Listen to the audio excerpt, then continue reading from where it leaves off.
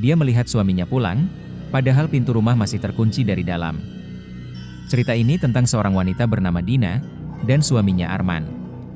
Setelah menikah, mereka memutuskan tinggal di sebuah kontrakan di daerah Depok. Bentuknya rumah besar dibagi 3 petak. Dina dan Arman kebagian di ujung. Tidak ada jendela. Lembab. Jarang kena matahari. Awalnya, semua terasa normal. Tapi masuk bulan kedua, keanehan mulai muncul. Tikus muncul terus-menerus.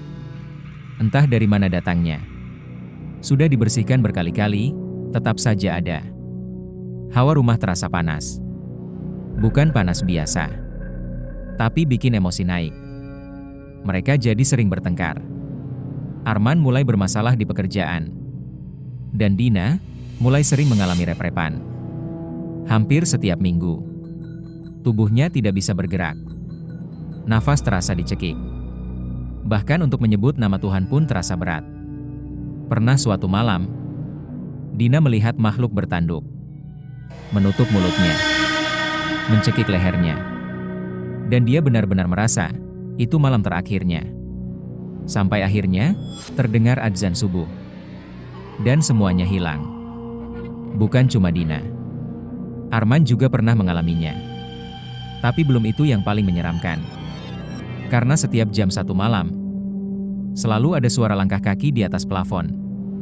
Seperti seseorang berjalan, sambil menyeret sandal.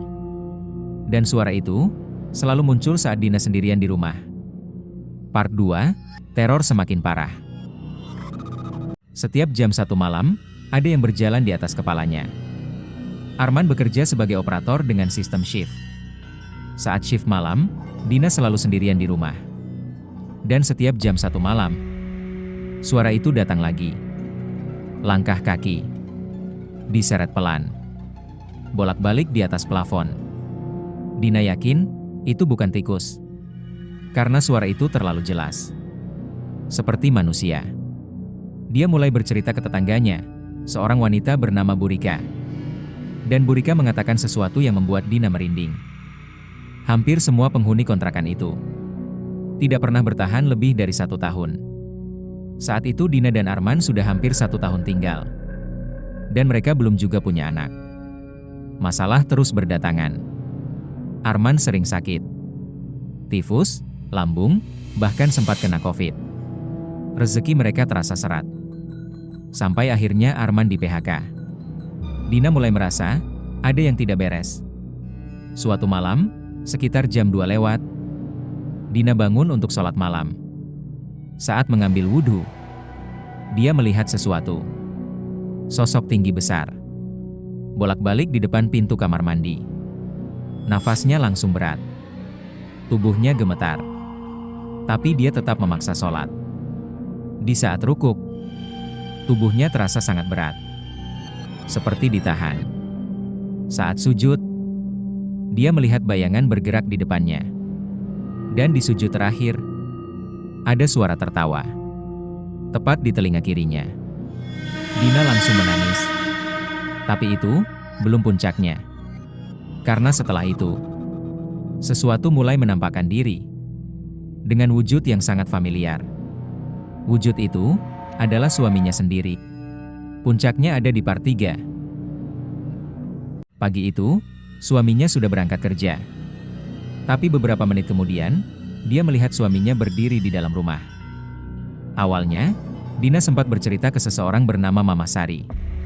Cerita itu sampai ke seorang ustadz, Pak Ustadz Rahman. Dan beliau mengatakan, mereka harus segera pindah. Karena ada makhluk yang menyukai salah satu dari mereka. Yang membuat mereka sering bertengkar. Sulit punya anak.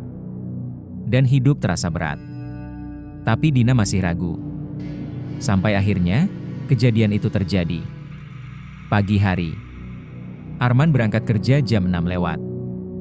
Dina mengunci semua pintu. Mematikan lampu. Dan kembali tidur. Beberapa saat kemudian, dia terbangun. Dalam keadaan setengah sadar. Dan dia melihat, Arman berdiri di depan pintu kamar. Membelakangi dia.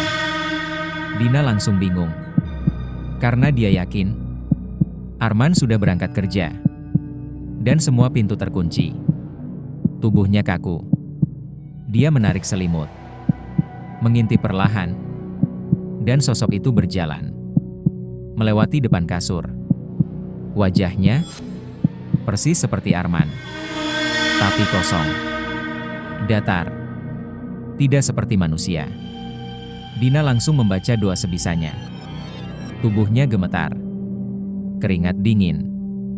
Dan sejak saat itu, dia trauma. Tidak lama setelah kejadian itu, Dina demam. Arman terkena COVID. Dan mereka akhirnya memutuskan pindah. Sejak pindah, semuanya berubah. Tidak ada lagi rep-repan. Tidak ada suara langkah. Tidak ada penampakan.